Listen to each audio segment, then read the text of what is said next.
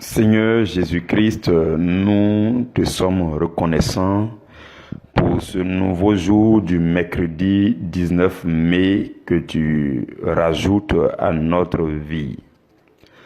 Nous te bénissons, Dieu éternel, de ce que tu nous donnes rendez-vous quotidiennement ici pour méditer ta parole.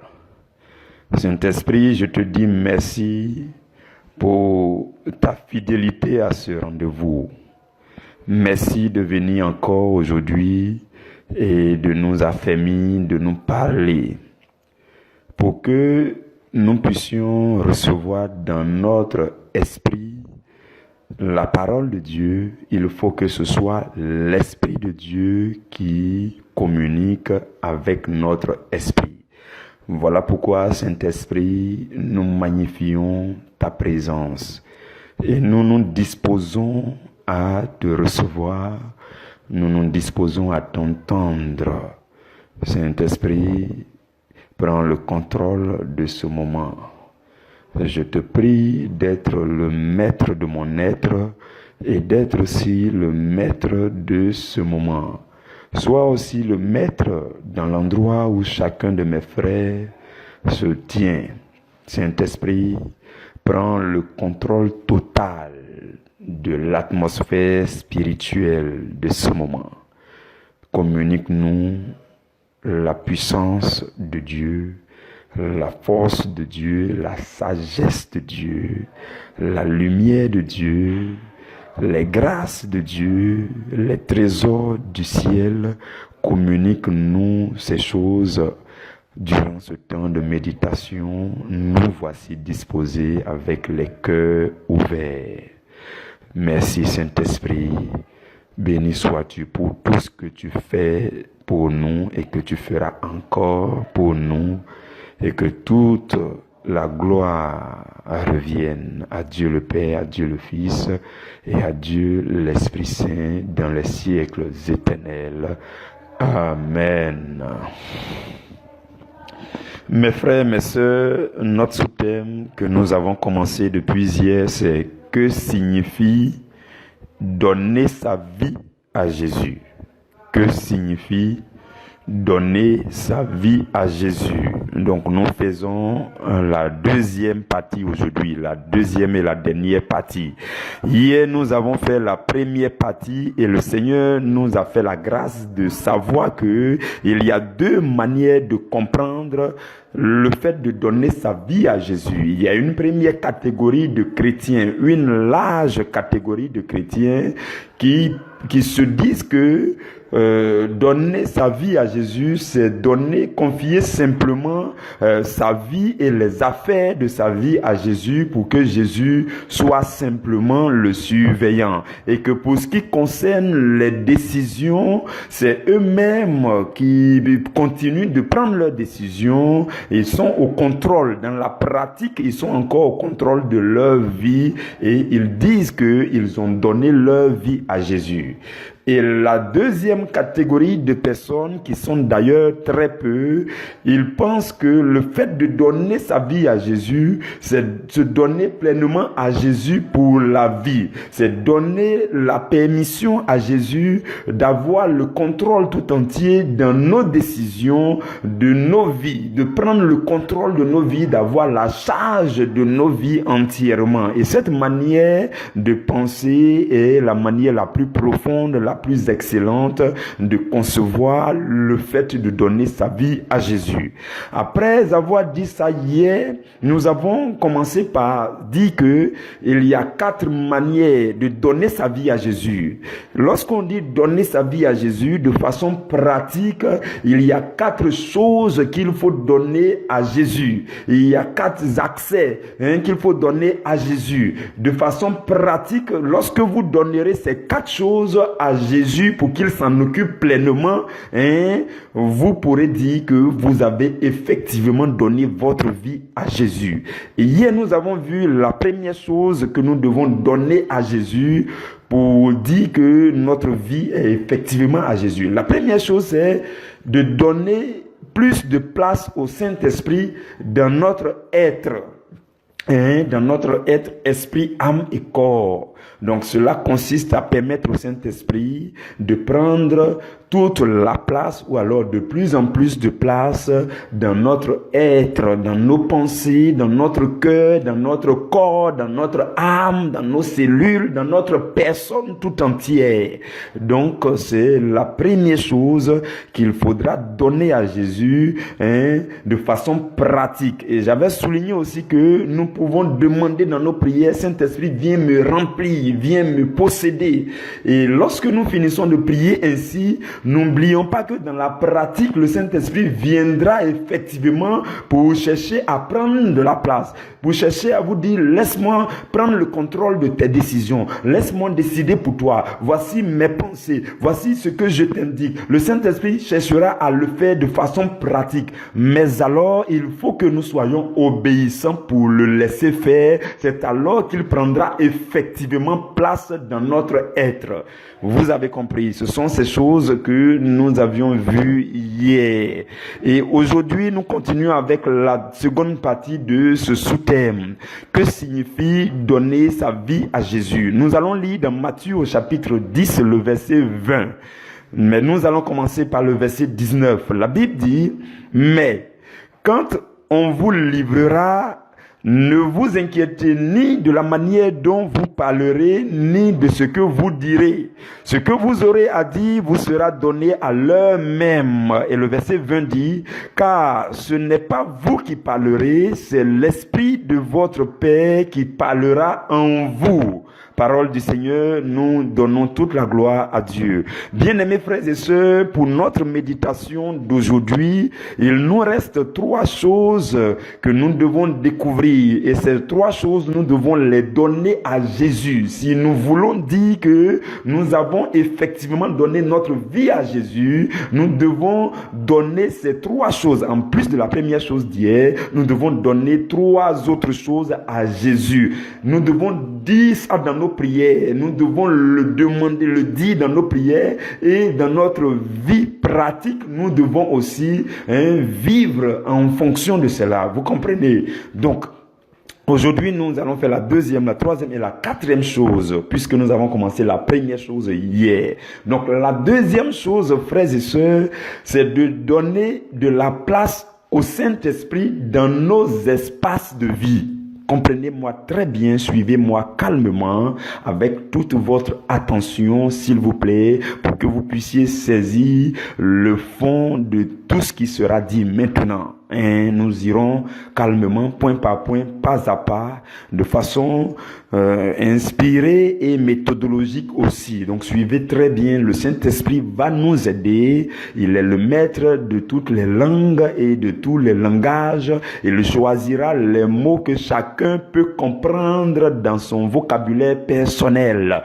Suivons très bien. Donc, je disais que la deuxième chose, frères et sœurs, qu'il faut donner à Jésus, c'est que nous devons donner de la place au Saint-Esprit dans nos espaces de vie. Donc, c'est nos espaces de vie que nous devons donner à Jésus, les endroits où nous vivons. Donc, il s'agit de permettre au Saint-Esprit d'être avec nous dans tous les endroits où nous partons, dans tous les endroits où nous vivons, dans tous les endroits que nous parcourons, dans tous les endroits où nous nous déplaçons, dans tous ces espaces-là, il faut que le Saint-Esprit puisse y avoir l'accès total. Vous comprenez? Donc, nous devons donner accès au Saint-Esprit, frères et sœurs, dans nos espaces de vie, dans nos environnements de vie. Vous comprenez? C'est la deuxième chose.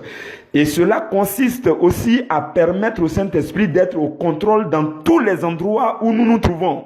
Donc le Saint-Esprit, lorsque vous lui demandez de remplir vos endroits de vie, tel endroit de ma vie, viens là, je te veux à cet endroit. Quand vous lui direz cela, en cet endroit, c'est le Saint-Esprit qui va chercher à prendre le contrôle de votre vie. Vous comprenez? Hier, nous avons dit, il prend le contrôle de votre être, de votre âme, de votre corps, de votre cœur, de vos pensées, de votre esprit. Ça, c'est lié à votre personne. Mais voyez-vous, votre personne va se déplacer d'un point à un autre. Il faut aussi que nous puissions confier ces endroits-là au Saint-Esprit pour dire, Saint-Esprit, en plus de me remplir moi-même, je veux que tu remplisses ces endroits où je vais passer. En plus de me remplir moi-même, je veux que tu remplisses ces espaces où je vais passer pour vivre. Vous comprenez? J'espère que vous me suivez très bien. Ce sont des choses qu'il faut le faire dans la pratique. Donc cela consiste à demander cela dans la prière. Dans nos prières, on demande. Et quand tu demandes, il faut t'attendre au Saint-Esprit quand tu seras dans ces endroits. Quand tu seras dans ces endroits, tu vas poser le pied dans ces endroits, puisque dans tes prières, tu as dit au Saint-Esprit, remplis mon bureau, remplis cet endroit, remplis ce lieu où je vais partir, parce que tu l'as demandé dans la prière, le Saint-Esprit va t'attendre là-bas. Quand tu seras là-bas, le Saint-Esprit va chercher à être au contrôle. Il va remplir, il va s'imposer là-bas. Vous comprenez? Bon, il ne va pas s'imposer parce qu'il n'est pas brutal, il va se proposer. Voilà. Il va se présenter à toi pour dire, comme tu m'as demandé de remplir cet endroit, je suis là pour le remplir, effectivement. Mais alors, il faut que dans la pratique, vous puissiez avoir la conscience qu'il est avec vous. Vous comprenez, frères et sœurs? J'espère que vous me suivez très bien. Parce que il y a des gens qui, dans certains endroits, ils n'ont plus la conscience du Saint-Esprit. Quand ils sont à la maison, le Saint-Esprit est présent, mais il suffit qu'ils se trouvent dans certains endroits et tout de suite, on dirait que le Saint-Esprit a déménagé de son temple. Oui. Il y a des gens comme ça. Il suffit de se retrouver comme par exemple les disciples quand ils étaient dans la barque. Jésus était en train de dormir un peu, dans Marc au chapitre 4. Jésus dormait un peu, Jésus avait un peu sommeil quand même, donc il fallait qu'il se repose un peu. Donc Jésus dormait et comme les disciples se retrouvaient au milieu de la mer là-bas et qu'il y avait le vent ainsi de suite. Donc il y a des endroits où quand vous vous retrouvez, vous avez l'impression que le Saint-Esprit a disparu. Il y a des espaces où vous vous trouvez, des lieux où vous vous trouvez et tout de suite vous avez l'impression que le Saint-Esprit a disparu. C'était le cas des disciples. Ils étaient au milieu de la mer et Jésus avait disparu pour eux. Ils ont perdu la foi. Pourtant quand ils étaient sur la terre, quand ils étaient dans les synagogues, ainsi de suite, ils sentaient la présence de Jésus, mais au milieu de la mer, dans cet endroit, le Saint-Esprit n'était plus là pour eux. Donc, frères et sœurs, nous devons implorer et invoquer le Saint-Esprit dans tous nos endroits de vie. Et cela passe aussi par cultiver notre capacité à prier. Vous voyez, à prier en tout lieu. Oui. Chacun de nous doit faire l'effort de pouvoir prier en tout lieu. Je m'explique. Suivez-moi très bien. Il y a des gens qui se retrouvent dans certains endroits, la prière ne peut pas passer là-bas. Je ne vous parle pas de prière de longtemps. Non, prière de 1 minute. 1 minute. Nous devons faire cet exercice de pouvoir prier pendant 1 minute seulement. Fermez les yeux en 1 minute pour prier dans certains endroits où nous n'avons pas l'habitude de prier là-bas. Vous comprenez? C'est un exercice pratique. Cela va faire que la présence du Saint-Esprit va se créer dans cet endroit. Vous comprenez? Il y a des gens quand ils se retrouvent à l'aéroport, c'est fini. Ils n'ont plus, ils savent plus, ils se disent que le Saint-Esprit n'est plus présent. Ou bien, ils ne se retrouvent plus dans la présence du Saint-Esprit. Dans les endroits un peu, tu vois, dans la présidence. Parce que tu es parti à la présidence, donc tout de suite, tu as l'impression que c'est un endroit dépourvu de la présence du Saint-Esprit. Donc, quand vous vous retrouverez dans ces endroits, faites l'effort de fermer les yeux, ne serait-ce que 30 secondes pour prier à l'intérieur de vous. Vous allez voir que le Saint-Esprit pourra aussi vous rejoindre dans ce genre d'endroit. Il y a des endroits qui ont de l'influence fortement sur vous. Et vous avez l'impression que le Saint-Esprit ne peut pas être aussi dans ces endroits, alors que le Saint-Esprit peut être dans tous les endroits de votre vie, dans tous vos espaces de vie, seulement qu'il faut le lui demander. Vous comprenez?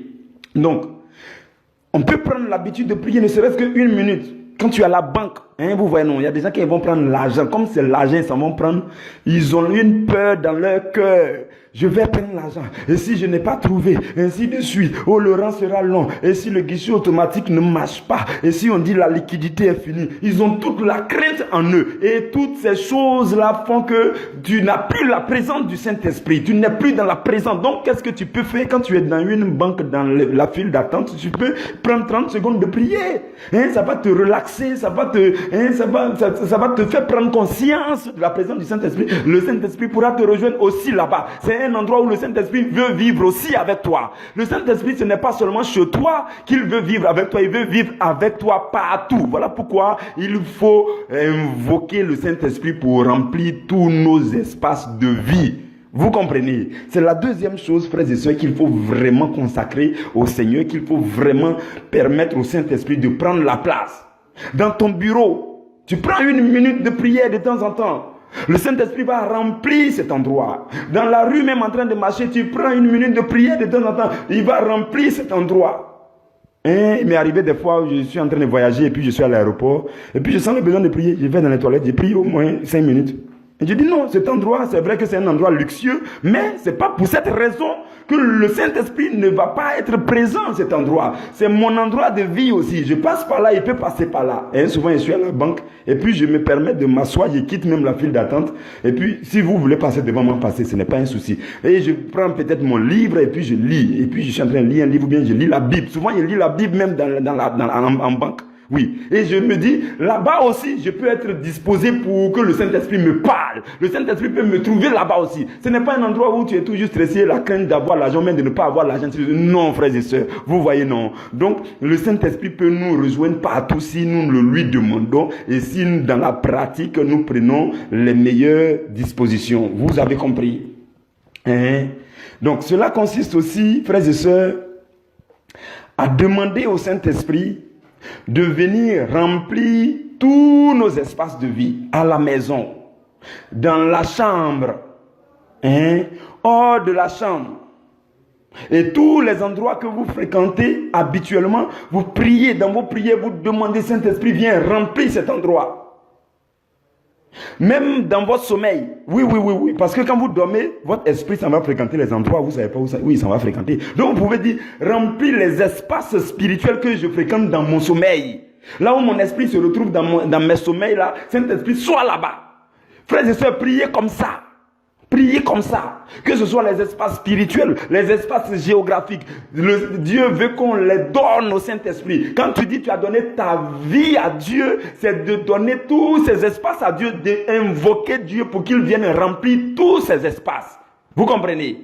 Et l'avantage de tout cela, c'est que le mal va arrêter de régner dans ces endroits.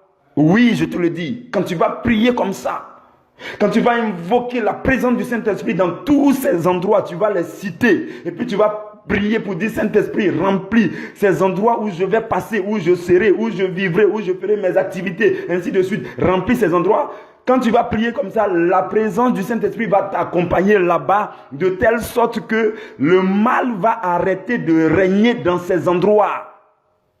Parce que tu auras la compagnie du Saint-Esprit. Vous comprenez? Donc, durant votre temps de prière, c'est de penser aux endroits dans lesquels vous vivez, vous passez, et de dire, remplis cet endroit. Maintenant, si tu penses même qu'il y a un endroit, il y a des endroits là, quand tu te retrouves là-bas, le péché arrive à triompher de toi. Quand tu pries, tu dis, Seigneur, remplis cet endroit. Parce que pourquoi? Comment se fait-il que quand je mets mon pied là-bas, c'est là qu'il y a des pensées bizarres. Quand je mets mon pied là-bas, c'est là que le péché arrive cherche à m'emballer, à m'envelopper. Seigneur, remplis cet endroit. Désormais, quand je mets pied là-bas, Saint-Esprit, que ta présence se fasse là-bas aussi. J'ai besoin de ta compagnie là-bas, ainsi de suite. Dans nos prières, nous devons le dire, frères et sœurs. Vous comprenez? Donc, on doit invoquer la présence du Saint-Esprit dans tous ces endroits. Mais, dans la pratique aussi, on doit s'attendre au Saint-Esprit lorsque on sera dans ces endroits. Oui, on doit s'attendre à lui lorsqu'on sera dans ces endroits. L'endroit de ta maison, là je vais parler à quelqu'un rapidement. L'endroit de ta maison où tu avais l'habitude, peut-être que tu as arrêté, où tu avais l'habitude de te masturber là, il faut demander la présence du Saint-Esprit là-bas. Dans tes prières, tu dis Saint-Esprit, remplis ma douche, remplis mon lit, remplis tel endroit de ma maison. Parce que quand je me retrouve là-bas, c'est là que cette pensée bizarre de me masturber là s'empare de moi. Saint-Esprit, remplis là-bas. Si tu as prié comme ça, le jour où tu seras là-bas, le Saint-Esprit va remplir là-bas. Oui, je te le dis. Tu n'auras même plus le courage. Le mal va arrêter de régner là-bas. Le démon de la masturbation qui te rejoint là-bas, il ne va plus avoir accès à cet endroit, je te le dis. Mais il faut prier comme ça. Vous comprenez? Et parce que tu entends le son de ma voix, je déclare déjà que ces esprits-là s'éloignent de toi si c'était ton cas. Donc, on doit invoquer la présence du Saint-Esprit dans nos affaires, les endroits où on fait nos affaires aussi. Dans les endroits où on fait nos commerces. C'est alors que l'esprit de la corruption va nous laisser tranquilles. L'esprit du vol n'aura plus sa place au milieu des endroits où tu fais tes business, tes commerces. Vous comprenez? La tromperie et le mensonge dans les affaires, tout cela va te laisser tranquille pour laisser la place au Saint-Esprit, pour que le Saint-Esprit règne aussi dans ces espaces de ta vie. Vous comprenez?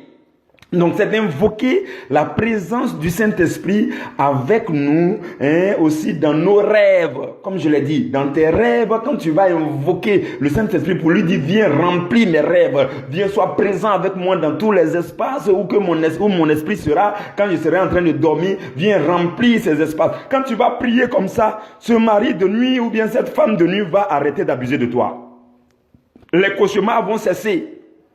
Et désormais, tu seras avec les anges dans tes songes.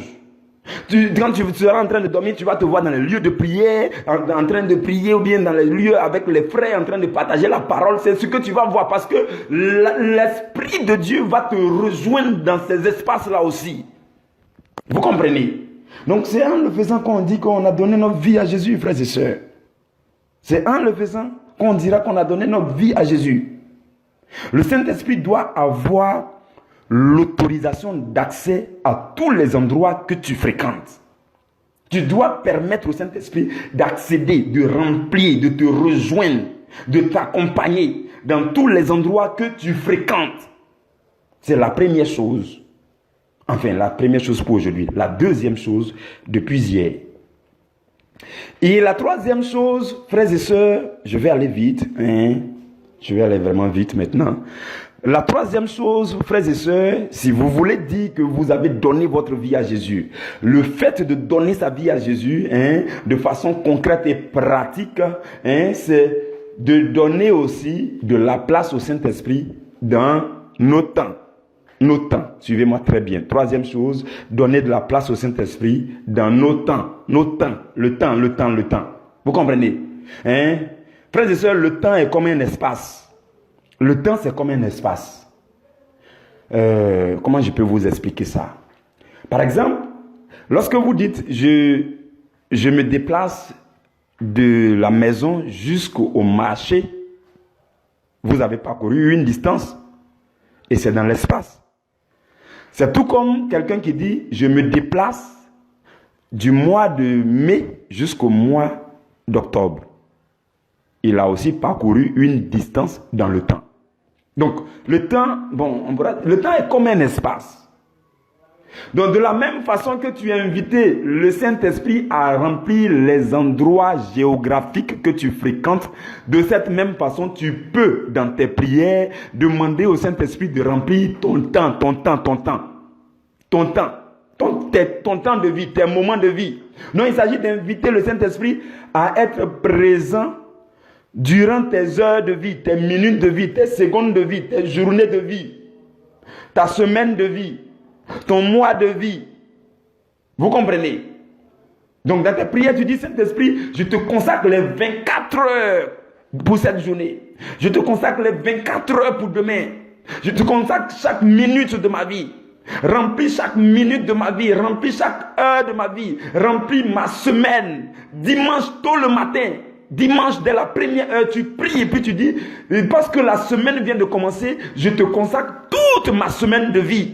Parce que nous sommes au premier du mois, je te consacre tout mon mois de vie. Je te consacre encore toute cette année. Donc, le temps, le Saint-Esprit doit pouvoir aussi occuper notre temps. Vous comprenez, hein? J'espère que vous me suivez très bien. Donc, une chose est de dire au Saint-Esprit, accompagne-moi au marché, accompagne-moi à la maison, accompagne-moi au bureau, soit là dans mon bureau, soit dans les endroits où je fréquente. Et une autre chose que nous voyons maintenant, c'est de dire au Saint-Esprit, à tout moment, sois avec moi. Remplis mes temps de vie, mes moments de vie, mes instants de vie. Vous comprenez? C'est cela la troisième chose. C'est ça la troisième chose. Donc, quand vous le faites, le Saint-Esprit prend le contrôle durant vos moments de vie. Il cherche à prendre le contrôle. À 4 h du matin, il veut prendre le contrôle. À 2 h du matin, il veut prendre le contrôle. À 15 h, il veut prendre le contrôle. À midi où tu as faim et puis tu as chaud et puis tu es énervé, il veut prendre le contrôle. Oui, à tout moment, il veut prendre le contrôle. À n'importe quel moment, le Saint-Esprit va chercher à prendre le contrôle. Peu importe maintenant l'espace où tu vas te trouver. Le Saint-Esprit va chercher à prendre le contrôle du temps, dans le temps. Il veut marcher avec toi maintenant dans le temps, comme tu lui as demandé de marcher avec toi dans l'espace. Il veut marcher avec toi dans le temps. Donc, c'est de donner notre temps à Dieu. Mon temps, je te consacre mon temps de vie. Saint-Esprit, remplis mes moments de vie, remplis mes heures de vie, remplis mes minutes de vie. Frères et sœurs, c'est important de prier comme ça. Je vous le dis. Beaucoup pensent que la prière, il n'y a pas de sujet de prière. Vous allez comprendre qu'il y a beaucoup de choses pour lesquelles il faut prier et c'est très important. Dans le verset que nous avons lu au début, qu'est-ce que Jésus dit? Il dit, ce que vous aurez à dire vous sera donné à l'heure même. Donc, si tu as invité le Saint-Esprit dans ton heure de vie, si tu l'as invité d'être présent à 15 h, ce que tu auras dit, il va te donner. Ah, vous n'avez pas compris ce verset-là comme ça. Comme tu l'as invité durant tes 24 heures, durant les 24 heures, ce que tu auras à faire, ce que tu auras dit, lui-même, il va venir t'inspirer. Comme tu lui as dit d'être là chaque minute de ta vie, chaque minute maintenant, il va chercher à prendre le contrôle.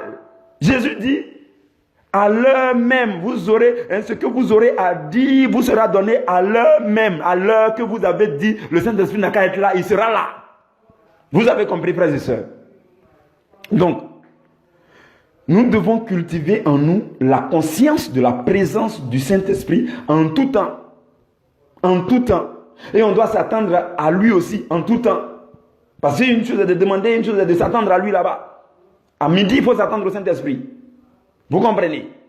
Donc il faut être conscient de la présence du Saint-Esprit parce qu'on lui a dit d'être là à tout moment et il sera là. Donc cette troisième chose, c'est de donner de la place au Saint-Esprit dans nos moments de vie, dans nos temps de vie, dans nos instants de vie. Vous comprenez? Vous avez compris, frères et sœurs?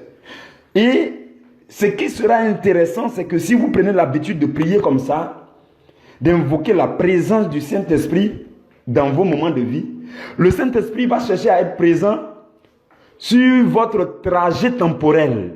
Suivez-moi très bien. Sur votre trajet temporel. De mai jusqu'en décembre, il va chercher à être présent. De minuit jusqu'à 23 h, il va chercher à être présent. De 10 h à 14 h, il va chercher à être présent. De l'année 2021 à l'année 2030, il va chercher à être présent. Jusqu'à l'année 2050, il va chercher à être présent. Parce que tu lui as demandé de venir remplir ton temps de vie. Vous avez compris? Il va chercher à être présent à tout moment. Et ce qui est intéressant, c'est que vous savez que Satan a fait ses plans. Satan, pendant que tu es chaud en tant que chrétien aujourd'hui, Satan il prend du recul. Mais il a programmé ta chute dans le temps. Peut-être c'est en 2025. Ou bien en 2022, je ne sais pas, mais il est en train de faire un coup violent contre toi. Il a confié le projet à un démon bizarre qui est en train de faire le projet. C'est là les choses actuellement, laissez-la tranquille, mais il faut faire le projet. Donc ils vont chercher à étudier les choses que tu aimes, ce qui peut te faire chuter. Mais ce n'est pas maintenant qu'ils vont se présenter. Mais sur ton trajet de vie à un certain carrefour là-bas, peut-être en 2023, février, le mardi, à 15 h, 3 minutes, le démon va se pointer là-bas. C'est là-bas qu'il t'attend. Maintenant, si tu as compris les choses que nous sommes en train de dire et que tu prends l'habitude de prier sur le trajet de ton temps pour demander au Saint-Esprit de remplir le trajet de ton temps, le feu du Saint-Esprit même va rejoindre ce démon-là devant là-bas, devant toi, et puis il va le consumer avant que tu arrives là-bas. Le démon que Satan a programmé pour te faire chuter à ce carrefour en novembre, en décembre, en janvier, c'est maintenant que tu commences à prier pour dire Saint-Esprit, remplis mon trajet temporel de vie et consume par ton feu tous les démons qui ont été placés là-bas et qui veulent me faire tomber quand le moment va arriver. Dans les heures difficiles, Saint-Esprit remplit ces heures. Dans les jours mauvais, Saint-Esprit remplit ces jours. C'est comme ça que le chrétien violent doit prier. Oh, je ne sais pas si vous suivez ces choses et que vous comprenez ces choses. Ce sont ces enseignements-là qui peuvent ou alors qui vont changer, qui vont révolutionner votre manière de prier, votre manière de parler, votre manière de voir les choses. Vous avez compris? La Bible dit dans Psaume 31, verset 16, « Mes destinées sont dans tes mains. » Donc cela consiste à remettre entre les mains de Dieu tes destinées, ton temps de vie, ton trajet de vie. Destiné là même, c'est lui qui avait créé ça. Donc tu ne vas pas prendre ça pour mettre dans toi-même tes mains. Il faut laisser ça entre ses mains. Vous comprenez? Donc de consacrer tout ton temps de vie, toutes les heures, toutes les minutes, ta semaine, ton mois, ainsi de suite, frères et sœurs. En le faisant, vous faites la troisième chose et vous donnez effectivement votre vie à Jésus. Donnez votre temps de vie, vos instants de vie, vos moments de vie à Jésus, votre trajet de vie, vous donnez tout ça à Jésus et vous demandez au Saint-Esprit de les remplir aussi. Vous avez compris? Donc ça fait trois choses depuis hier. Alors, je vais récapituler ces trois choses avant de passer à la quatrième et à la dernière chose. Donc, hier, on a dit que le Saint-Esprit doit venir remplir notre être entier. Et aujourd'hui, nous avons vu que le Saint-Esprit, on doit lui demander de venir remplir nos espaces de vie, les endroits que nous fréquentons. Et la troisième chose, c'est de demander au Saint-Esprit de remplir nos moments de vie, nos temps de vie, nos instants de vie. Et de remplir nos trajets temporels. Donc, c'est ce que nous avons vu jusque-là. Bien-aimés frères et sœurs, la quatrième chose, c'est de donner la place au Saint-Esprit dans nos habitudes de vie. C'est la dernière chose. Donner de la place au Saint-Esprit dans nos habitudes de vie. Jusque-là, on avait dit que nous sommes, voyez-vous, nous sommes un être qui se trouve dans l'espace et dans le temps. Voilà pourquoi jusque-là, on a dit qu'il est important que le Saint-Esprit remplisse notre être, nos espaces et nos temps de vie. Parce que nous sommes un être qui se trouve dans l'espace et dans le temps. Vous avez compris? Vous avez compris le lien entre ces choses, hein, j'espère. Maintenant, on doit dire au Saint-Esprit de venir prendre la place dans nos habitudes de vie. Pourquoi? Parce que nous ne sommes pas immobiles dans l'espace et dans le temps. Un peu comme les cailloux, les bois. Nous ne sommes pas immobiles. Mais nous vivons dans l'espace et dans le temps. Nous sommes en action. Nous sommes en interaction avec tout ce qui nous entoure. Nous nous déplaçons. Nous avons nos habitudes, nos actions, nos préoccupations, nos activités. Donc, il est important que le Saint-Esprit soit aussi le maître de nos actions, de nos comportements et de nos habitudes de vie. Voici la quatrième et la dernière chose. Donc, de donner au Saint-Esprit de la place dans nos habitudes de vie, ce que nous faisons. Vous avez compris? Nous sommes un être qui doit être rempli. Et comme c'est un être qui vit dans l'espace, dans les endroits qui se déplacent, ces endroits-là doivent être aussi remplis de la présence du Saint-Esprit. Et comme nous sommes un être qui vit dans le temps, tous ces instants, ces moments, ces temps, ces heures, ces jours, ces semaines, ces années doivent être remplis aussi de la présence du Saint-Esprit. Et comme nous sommes des gens qui vivons, qui avons des habitudes, le Saint-Esprit doit aussi remplir nos actions, nos interactions, nos comportements, nos habitudes de vie. Vous avez compris, c'est la quatrième et la dernière chose. Donc, le Saint-Esprit doit être celui qui donne l'élan dans nos actions.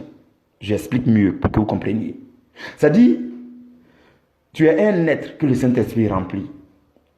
Et tu te trouves dans un endroit, à un moment bien donné.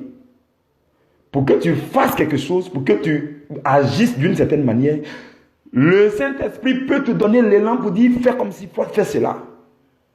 Parce que le Saint-Esprit peut vous remplir. Et puis, dans les actions, il n'est pas dans vos actions. Parce que vous ne l'avez pas invité dans vos habitudes. Vous comprenez?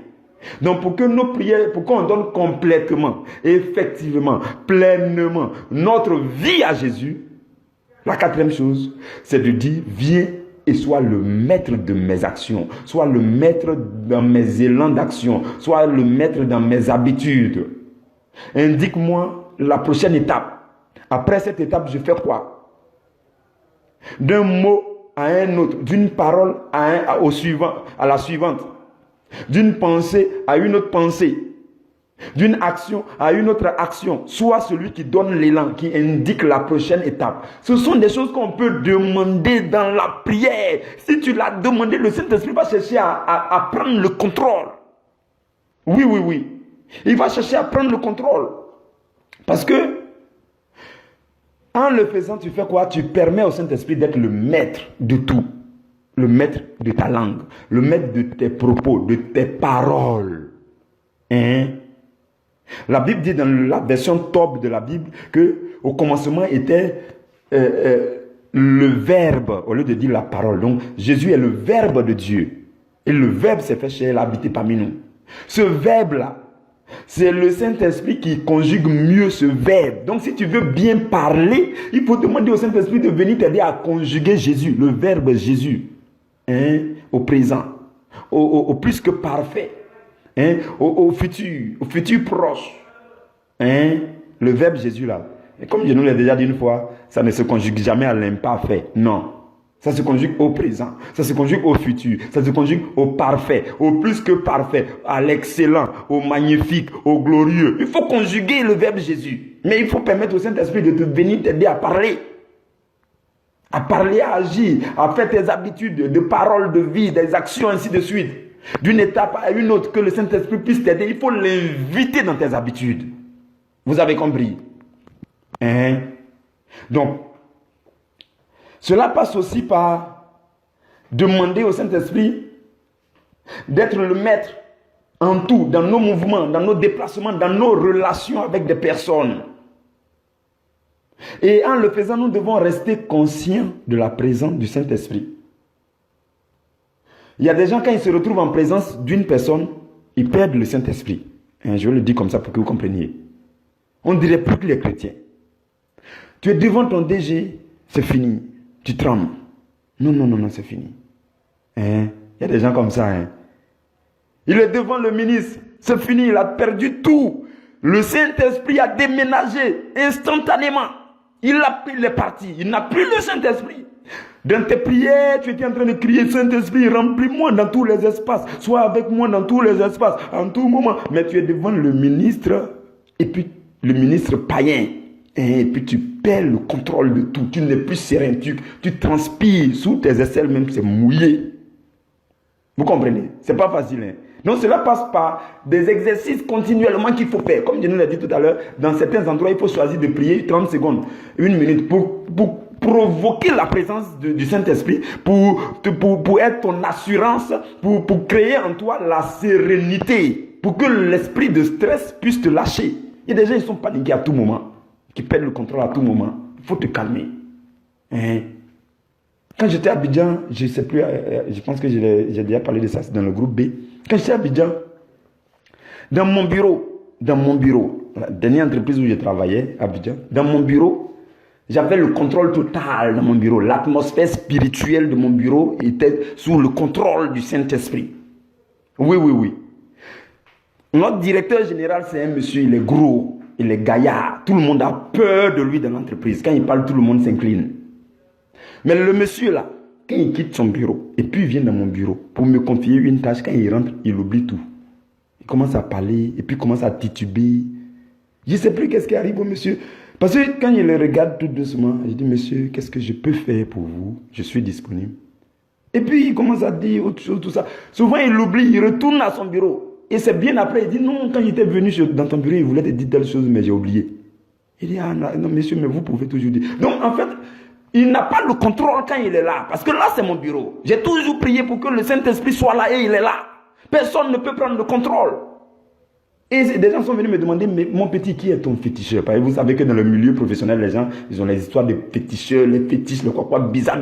Donc, qui est ton féticheur? Parce que dans l'entreprise, toi seul qui maîtrise le monsieur. Tout ce que tu dis, il fait. Quand il vient, il est devant toi, il est stressé. Comment tu fais? Il dit, mon féticheur, c'est Jésus. Ah! Vous n'avez pas su. Donc, c'est une petite parenthèse que j'ouvre pour vous dire que ne soyez pas toujours stressés. Vous pouvez être... La politesse n'a pas besoin que vous soyez stressé. Oui. La politesse et le respect, ça ne veut pas dire le stress et la transpiration et la panique. Non. Vous pouvez être zen et lucide et respectueux. Vous avez compris? Et cela passe par le fait que vous demandez au Saint-Esprit d'être au contrôle dans toutes vos actions, dans vos élans d'action, dans vos propos, dans vos échanges, dans vos relations avec des gens. Vous avez compris? Donc, ce que nous avons à faire, c'est d'inviter le Saint-Esprit au milieu de toutes nos habitudes de vie.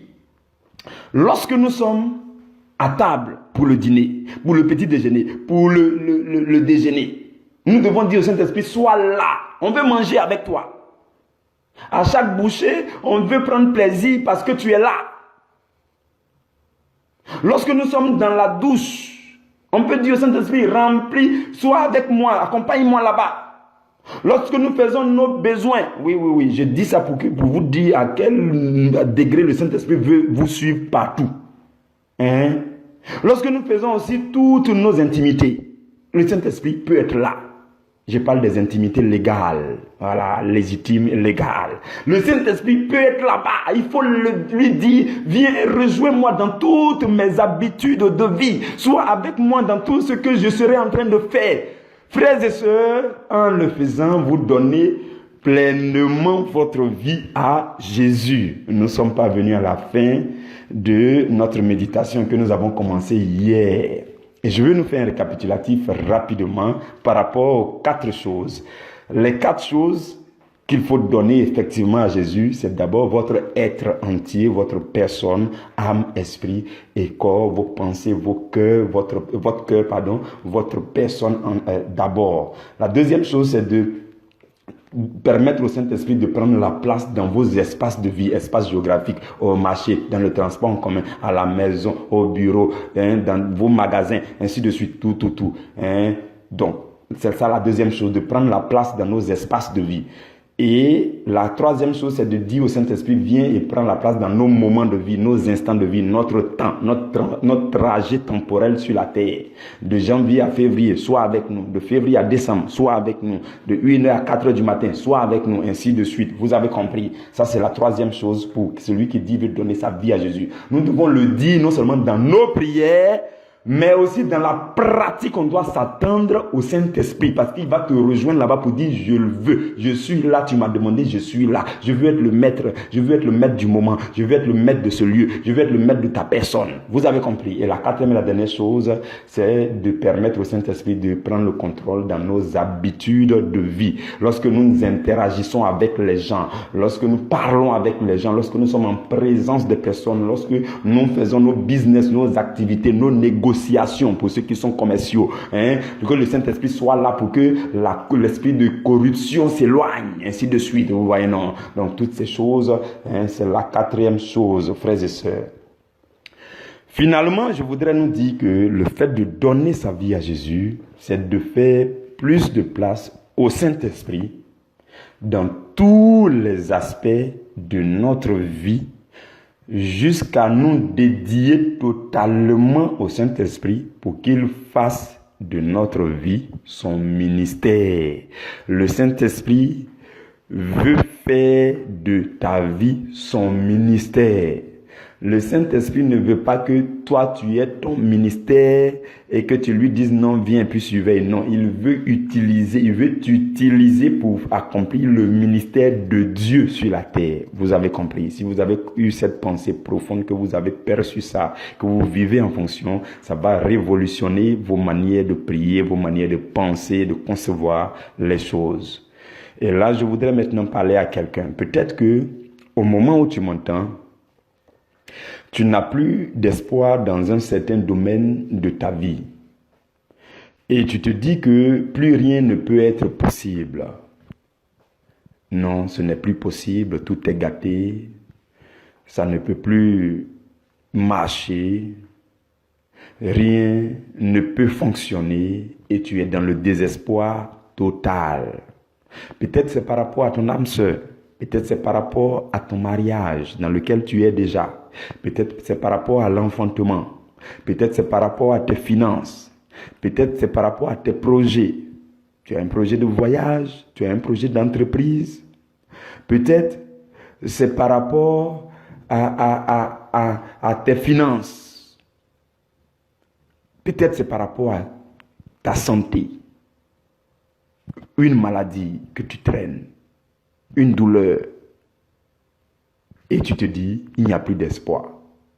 Je veux te dire aujourd'hui, parce que tu as donné ta vie à Jésus et que tu as compris ce que signifie véritablement le fait de donner sa vie à Jésus et que tu as reçu à travers ses enseignements la grâce et la capacité surnaturelle de pratiquer ces choses, je veux te dire quelque chose. Dans Ézéchiel 37 au verset 3,